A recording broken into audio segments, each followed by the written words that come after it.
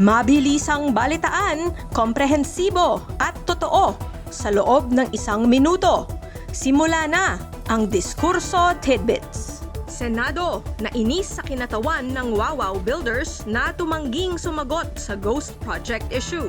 Diskaya nagsimba sa manawag bago humarap sa Senado. Sara Diskaya giniit na spliced ang video interview na nagugnay sa kanya sa DPWH. Dizon humiling ng courtesy resignation ng lahat ng opisyal ng DPWH.